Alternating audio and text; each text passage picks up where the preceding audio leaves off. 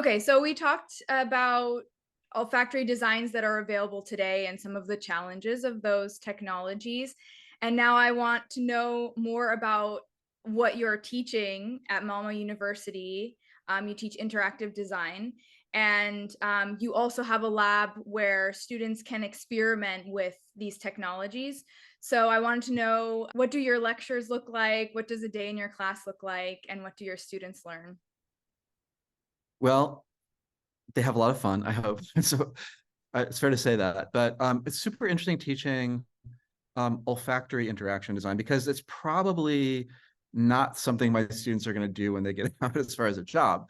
But what's really good about it from a teaching perspective is that it is such a boundary practice that it really forces them to kind of deal with being on the cutting edge in some ways, because there's not a lot of examples of this kind of design. There's no particular set of standards or principles related to it, or no fixed technologies.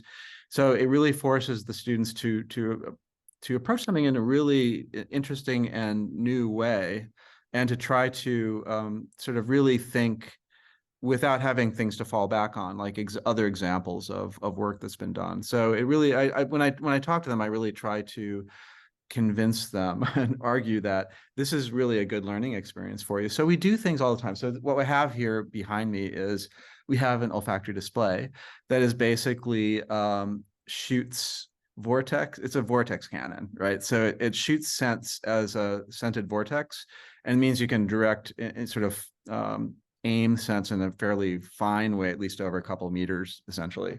So we have, like, this is a olfactory display.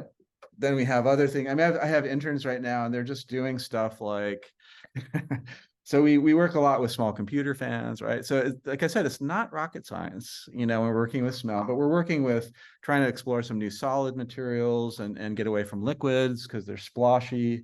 But basically we do all sorts of like little prototypes here. These are all things that they do, little paper prototypes, and we work really quickly. And to me, that's a really productive way of working. So get them to think about scent. We have a lot of scent materials. We do extraction workshops. I learned how to do extraction workshops with Maki Ueda, who's a great olfactory artist. So, like you mentioned, and as we know, we have to have some kind of physical representation of a smell, but some things are easy to obtain commercially, right? Like things that people would want to smell through aromatherapy companies or perfume suppliers. But what if you want like the smell of broccoli, or what if you want like, the smell of chalk or a balloon? How do so you can't just go and get to one of the fragrance flavoring companies and ask for that, because they may not be commercial need for that. So we just also practice as in some other institutions, extracting our own scent materials by creating alcohol-based tinctures of them. And so we try to deal with every end, from obtaining the materials to thinking about vaporization to thinking about delivery, and above all to think like, well, what are we doing with this? Like, what are the application areas we want to work in? Is it related to entertainment, or is it related to education, rehabilitation? Is it about supporting people's everyday needs? Like, what is it we want to do with smell? And so that's the world that they're working in, and it's, I think, really interesting. It's a good educational world to be in for them. And it, because the tech, we're working with these little computer fans, so it's pretty straightforward. We work with small microcontrollers. We work with scent materials. We work with little piezo transducers, which basically just create a mist. So there's this.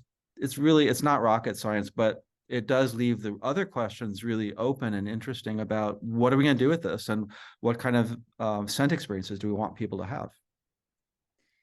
Yeah, and your class is called olfactory interactive design. Is that what the I contribute to different classes. One of them is called tangible and embodied interaction. So when you Okay. think about like embodiment and the senses in relation to interaction beyond like keyboard and mouse, basically beyond that sort of metaphor, scent is a great thing to look at with tangible and embodied interaction. Is nothing more tangible and embodied than molecules entering your nose, right? So it's a great way of thinking about interactive design that really engages the body.